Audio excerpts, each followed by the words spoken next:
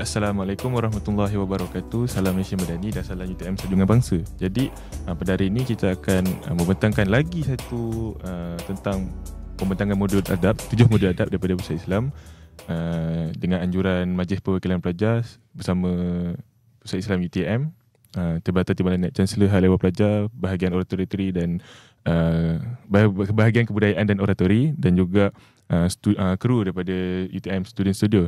Jadi pada hari ini kita bersama bintang ilmuwan kita, bintang ilmuwan di UTM, iaitu Dr. Talha. Jadi boleh Dr. Talha memperkenalkan diri? Baik, boleh. Bismillah, alhamdulillah, wassalatu wassalamu ala rasulillah. Terima kasih kepada saudara Syamil yang menjadi tonggak lah kepada MPP UTM sekarang ni, kepada Biro Kerohanian. Tahniah kepada anjuran ni dan jemputan ni. Saya Muhammad Talha Ajmain selaku pensyarah kanan di Akademi Tamadun Islam yang sekarang ni sedang berkhidmat mengajar di bawah Fakulti Sains Sosial dan Kemanusiaan. So kalau tanya bidang, memang pendidikan lah. Memang mendidik mahasiswa. Pelajar. Okay. Jadi Ustaz, jadi Doktor, pada hari ini kita akan berbincangkan tentang adab kepada pergaulan. Jadi pergaulan antara mahasiswa itu sendiri dan ataupun mahasiswa dengan pensyarah. Jadi Ustaz Doktor ada tak macam cara ataupun kaedah untuk kita ni bezakan pergaulan kita antara pelajar dan juga pensyarah? Okey, baik. Terima kasih kepada saudara Syamil yang bertanya kan. Awalnya saya rasa saya nak bawa satu analogi lah Syamil. Boleh. Supaya kita nampak kenapa pergaulan tu penting. Kalau tak ada adab dalam pergaulan, dia memang akan masalah. Contohnya macam ni, kalau kita bawa kereta di atas jalan Syamil. So kita nak sampai ke satu destinasi ni, atas jalan tu akan ada traffic light, akan ada halangan-halangan tu kan. Kalaulah kita langgar je traffic light, lampu merah kita langgar.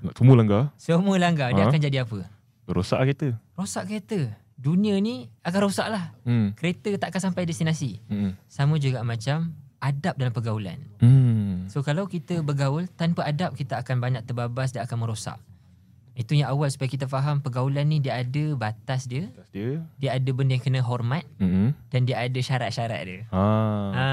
Kan? Cukup. Kan cukup kan? Itu analogi supaya kita faham pergaulan ni perlu kepada adab. Dan specialnya inilah Islam. So kalau kita tanya balik soalan tadi, apa perbezaan antara pergaulan kita dengan pelajar dan pergaulan kita dengan pensyarah? Sebab student ni kebanyakan yang kita lihat, mereka ni lebih macam samakan pensyarah dengan student ataupun murid dengan cikgu. Berborak sama macam tiada rasa hormat. Contohnya macam panggil pensyarah dengan nama pensyarah tu, tidak memanggil dengan gelaran dan sebagainya, tidak nampak begitu salute ataupun tidak hormat. Jadi macam mana Ustaz? Doktor. Kalau tanya soalan tadi, ada tak perlu adab? Tak perlu kepada adab. So kalau ada perbezaan, dia ada perbezaan. Kita kena anggap guru ni, pensyarah ni adalah guru kita, mendidik kita. Sama juga kalau kita ada ibu ayah, kita panggil tak nama ibu ayah kita. Siapa contohnya? Muhammad. Sedangkan tu ayah, kita akan panggil apa gelaran? Abi, kan? Ayah. Kenapa kita panggil Syamil? Sebab kita menghormati. Kita hormat. So sekarang ni kalau kita bagi analogi awal tadi kan, kita naik kereta, kenderaan atas jalan sebab kita ada hormat. Kita menghormati syarat-syarat yang telah diletakkan. Dan kita akan dihormati. Sama juga bila kita hormat guru, dia ada adab dia, ada akhlak dia, nak berkomunikasi, nak bertegur. Jadi kita akan dihormati balik, Syamil. Sama juga macam kawan juga. Kalau kawan kita belasah je panggil dengan gelaran dia tak suka, kita akan hilang respect. Kita juga tidak akan dihormati. Orang pun tak layan kita. Ya, Syamil.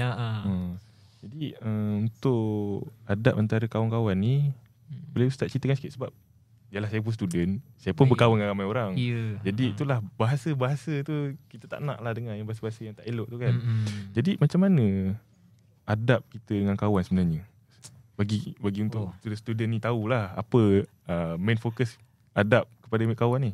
Baik, insya-Allah. Terima kasih Syamil. Allah sebut dalam Al-Quran surah Al-Isra. Memang ada sebut, Allah kata yaqulul lati hiya ahsan kullu ibadi yaqulul lati hiya ahsan. Wahai hamba aku ni, berkatalah dengan perkataan yang paling baik, Syamil. So kalau kita tahu kawan kita suka dengan panggilan tersebut, nama dia kita panggil nama dia, dia suka, Maknanya kita sedang apply apa? Apa yang Allah suruh. Sebab itu kita nak menghormat kawan ni. Sebab apa? Sebab kita ada Islam, ada agama. Kita ikut agama, maka kita akan dihormati. So kalau kita tak ada landasan, kita tengok orang tu panggil dengan gelaran macam best je, tapi benda tu salah So sebenarnya salah. Sebab tu dalam pergaulan ni ada istilah, saya nak bawa istilah ni, iaitu jangan dinormalisasikan. Kalau benda tu salah, memang salah. Contoh saya nak bawa dalam Al-Quran. Allah sebut dalam surah An-Nur ayat 30-31. Misal, kalau pergaulan lelaki dengan perempuan, kita cerita. Kalau kawan ni Syamil, Syamil ada kawan lelaki ke perempuan pun ada? Dua-dua ada. Kawan dua-dua lelaki ada, kawan perempuan pun ada. Ya, maknanya apa? Allah cipta kita kat dunia ni ada pasang-pasangan. Cuma bila berpasang-pasangan ni ada batas dia. Itu yang kita kata hormat tu. Nak jalan selamat, kena hormat, kena bawa hati-hati. So bila ada pergaulan antara lelaki dengan perempuan, Allah ajar dalam surah An-Nur tadi tu, tundukkan pandangan. Betul. Nanti kita risau apa orang kata, tunduk pandangan ni kolot lah. Ada tak? Dengar tak perkataan tu kan? Ramai. Tunduk ni nanti terlanggar tiang Soalan kita tanya balik pada orang yang cakap macam tu. Pernah tak tengok orang yang tundukkan pandangan langgar tiang? Tak pernah lagi lah. Tak ada pun. So yang cakap macam tu sebenarnya Allah sambung. Kalau kita tengok ayat dalam surah Al-Isra' tadi tu adalah inna syaitana yanzaghu bainahum. Sebenarnya syaitan yang nak melagakan kita supaya kita boleh sehingga akhirnya berzina. Itu kerja syaitan. Dia akan bagi kita justifikasi logik macam okey je. Dia macam penyedap hati. Penyedap, masya-Allah. Sama juga kalau kita minum manis banyak-banyak, sedap tak pada awalnya? Sedap, tapi apa jadi pada badan kita? Macam mana Kita pun dah tahu dah result akhir tu. Sama juga sifat dunia ni adalah benda yang memang kita rasa macam nak lah benda ni. Sama juga kalau kita risau, contoh dekat IPT ni, kita pun tahu kes-kes yang berlaku kan. Iaitu kalau berdua-duaan lelaki dengan perempuan ni, dia akan bawa kepada maksiat. Contoh, orang akan bawa dalam kereta contohlah paling biasa dah tu. Paling biasa dah tu. Kita pun dah rasa biasa dah tu. Itu apa? Normalisasi. So benda tu tak boleh. Allah tak sebut dalam Al-Quran jangan kamu berzina, tapi dia sebut apa? Wala taqrabu. Jauhi zina. Jauhi. So sekarang ni kita dah duduk satu kereta. Macam jauh ke dekat sekarang? Dekat sangat tu. Dekat sangat. So maknanya apa? Benda tu tak boleh. Sebab itu kalau kita tengok Al-Quran ni, dia sebenarnya jawapan kepada iman kita, Syamil. So Allah kata tunduk itu sebenarnya yang nak jaga apa? Iman kita. Jaga iman. Jangan duduk dalam kereta sebenarnya apa? Nak jaga iman kita. Iman. Sebab itu besarnya pergaulan ni adalah simbolik kepada iman sebenarnya, Jamil. Jadi dengan ada yang tertera ni sebenarnya adab juga salah satu penyumbang ataupun nak jaga iman kita lah. Betul. Sebab itu kita tengok Islam dia special. Sampai hal macam ni pun Allah buat sebab Allah nak jaga iman kita. Itulah. Jadi kalau Ustaz pun dah sentuh pasal pergaulan kita dengan perempuan dengan lelaki. Jadi macam Ustaz sendiri, apa Ustaz boleh bagi saranan kepada mahasiswa-mahasiswa semua tentang bagaimana kita nak menjaga pergaulan diri kita yang lelaki ni dengan perempuan, untuk kita elakkan lah perkara yang tidak elok ni berlaku. Baik. Kepada anda di luar sana, termasuklah saya sebenarnya kan. Maksud saya juga.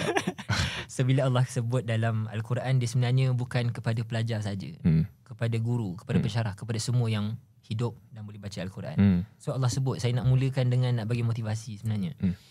Allah sebut a'udzubillahi minasyaitanirrajim wa amman khafa maqama rabbih wa nahan nafsa 'anil hawa fa innal jannata hiyal ma'wa. Siapa yang dia takut pada Allah satu, kemudian dia menahan hawa nafsu ni. So kan kalau kita nak bergaul dengan perempuan ataupun lelaki dengan perempuan, yang menolak dia tu adalah hawa nafsu kan. Nak macam orang lain buat, takkan aku tak ada kan. Menjurus ke arah tu. Tu maksudnya apa? Sebenarnya memang hawa nafsu nak, tapi kita pilih apa? Wa nahan nafsa, Syamil. Kita tahan hawa nafsu. Benda tu kita kena ada konsep tu dulu. Kena ada stand, betul. Tahan hawa nafsu sebab kita nak dapat ujung ayat tu. Allah kata apa? Fa innal jannata hiyal ma'wa. Dia akan dapat syurga ma'wa pakwa. Macam mana? Pernah dengar sebut ma'wa pakwa kan? Tapi dalam ayat ni Allah sebut dia akan dapat jannatul ma'wa. Khas ada nama orang yang berjaya tahan hawa nafsu ni, Syamil, dapat jannah al-ma'wa. Ni baru betul kita nak ma'wa pakwa kan. Ni ayat Allah dah bagi dah. Allah dah bagi. Syarat dia apa? Tahan nafsu. Tahan hawa nafsu. Yes. Itu adalah stand yang Allah letak bila dalam bergaul antara lelaki dengan perempuan. Sebab itu kita kena bermuamalah dalam Islam, kita kena berkomunikasi. Contoh, kita ada cikgu perempuan, kita lelaki. Macam mana kena bergaul? Maknanya cikgu kena mengajar kita. Dalam group study, ada tak kemungkinan lecturer letak satu kelas, satu kumpulan campur lelaki perempuan? Ada? Ada. Cuma kita ada prinsip. Okey, aku nak kena buat kerja saja. Lebih daripada tu, aku nakkan syurga. Tahan hawa nafsu. Buat sekadarnya. Itu jawapan apa? Jawapan iman. Jawapan iman. Kita menolak lah. Jadi Ya, iman tu membantu kita menolak. Ya. Okay, faham. Jadi kalau macam pelajar-pelajar ni dah terjerumus, jadi macam mana kita nak kembalikan semula ke pangkal jalan ni kepada pelajar yang dah terjerumus ni? Satu, saya nak bawa bentuk macam ni lah. Kalau kita jatuh, bangun balik. Bangun balik. Betul. Jangan putus asa. Saat kita jatuh, dah terjerumus, tak apalah, dah alang macam ni kan, aku jatuh je lah. Itu sebenarnya siapa yang paling suka? Syaitan. Sebab syaitan mesti dia nak menyesatkan kita.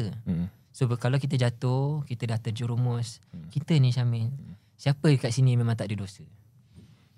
Tak ada. Rasul tu maksum.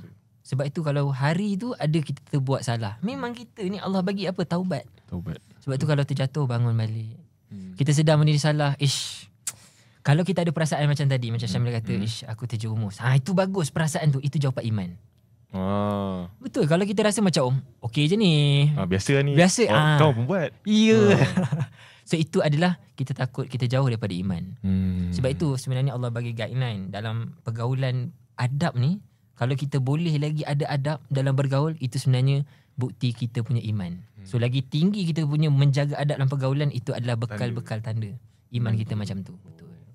Jadi itu adalah salah satu adab pergaulan kita dengan mahram lain. Tapi macam mana pula kalau kita nak meningkatkan akhlak kita pula kepada semua orang? Macam mana tu Ustaz? Sebab kita dulu biasalah budak-budak lelaki kan macam nakal sikit kan. So akhlak tu macam agak tercela. Jadi macam mana kita nak tingkatkan balik akhlak kita ni? Kita nak menyusun semula kita punya kehidupan ni dengan akhlak yang terpuji ni Ustaz. Baik, terima kasih. Rasulullah SAW diutuskan ni liutammima makalimat al-akhlak. Dia sempurna akhlak dia, tapi dia diutuskan untuk nak menyempurnakan akhlak. Kalau orang tanya akhlak ni, kita tengok sirah. Umar Al-Khattab masuk Islam kan? Tapi pernah tak tengok Umar selepas dah masuk Islam pun dia seorang yang marah lagi, geram pada sahabat dia lagi? Tak ada. Pernah tak dia pukul orang lagi? Tak ada. Kita tak dengar masa awal-awal. Tapi sebenarnya peristiwa dia pernah untuk nak marah kepada orang. Pernah peristiwa tu. Peristiwa dia nak mengejar Nabi pun ada. Maknanya apa? Akhlak ni dia bukan hari tu dapat terus berubah. Tak ada. Akhlak dah tempoh panjang untuk nak mendidik kita. Okay. Sebab itu proses nak bina akhlak ni dia berkait dengan sabar.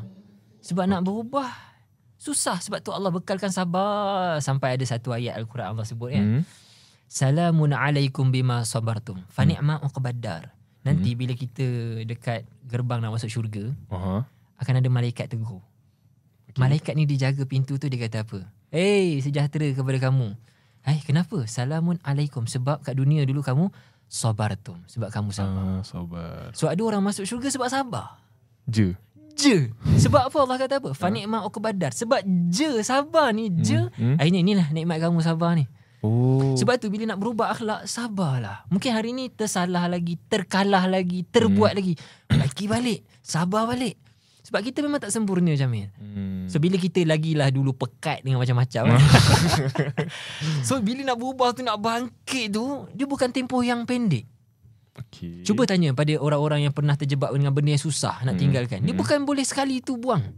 Dia akan terjatuh balik mungkin dia nak kena sikit-sikit. Itu bukan macam Captain America masuk tu terus berubah. Dia okay. Sama macam kita kata orang nak berubah, istilahnya rokok. Orang yang mungkin ada ketagihan pornografi kita kata kan. Mungkin ada orang yang ikhtilat campur lelaki perempuan. Ada orang yang memang mencarut, cakap sikit terkeluar kan. Dia tak nak tapi terkeluar automatik. Betul.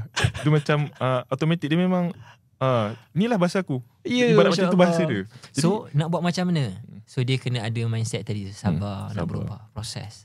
Sehingga dia boleh berubah tu, itulah Allah nak bagi syurga kat dia. Masuk syurga sebab sabar je. Betul, Masya Allah. Apa lagi nak tanya? Tapi nak kena fahamlah juga konsep tadi kan. Kalau kita kata masuk syurga dengan sabar je, orang non-Muslim pun sabar tapi tak masuk syurga lah. Sebab apa? Sebab kita ni special Islam tu kepada kita sabar, tapi kita kena buat hal yang utama tu juga, solat. Benda-benda tu kenalah buat. Tapi bila bergaul dengan orang ni, itulah kunci dia pada sabar. Sabar. Jadi kalau kita macam pergi kelas, kita menuntut ilmu, jadi itu adalah salah satu pembentukan akhlak ke macam mana, Ustaz? Betul. Pernah dengar tak orang hari ni nak kelas online je? Saya pun nak. Oh, pernah. Tapi Amali menghalang. Masya Allah. So kalau kita tengok lah ada tempat yang bila di offer, siapa yang nak kelas online, dengan semangatnya kata saya, kita risau apa? Sebenarnya kita nakkan ilmu ke kita nakkan ilmu dan mujahadah? Masuk mujahadah? Bersusah-susah. Hmm. Kalaulah dunia ni berubah dengan kita angkat tangan, kemudian berperang, kita menang, tak perlu pun nak berperang. Rasul yang pertama akan tunjuk macam tu. Okey. Tapi bila berperang, Rasul turun tak dalam peperangan? Turun? Dia kena bersusah. So kalau orang tanya tadi, adakah dengan kita pergi ke kelas ataupun dengan belajar boleh mengubah akhlak? Ya. Nak bangun pagi ni kelas pukul 8, nak buat apa? Nak kena buka paip mandi. Kena buka paksa. So paksa tu dia akan membina ikhlas. Dia mungkin tak dapat hari tu. Sebab tu ada seorang ulama namanya Hasan Hudaibi, dia kata apa? Paksalah diri kamu buat banyak kali, nescaya ikhlas tu dia akan datang juga satu masa nanti. Sebab itu sifat belajar ni adalah dia kena berdepan, dia kena pergi, dia kena bersusah. Macam ulama-ulama dulu nak mencari ilmu.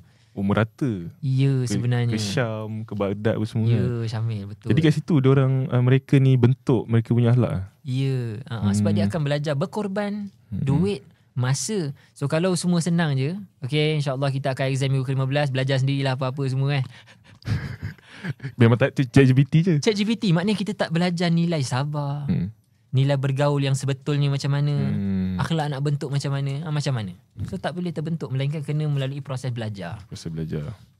Jadi kita pun dah di penghujung siri ni, Ustaz. Jadi apa Ustaz boleh kongsikan tentang pergaulan secara awam ni?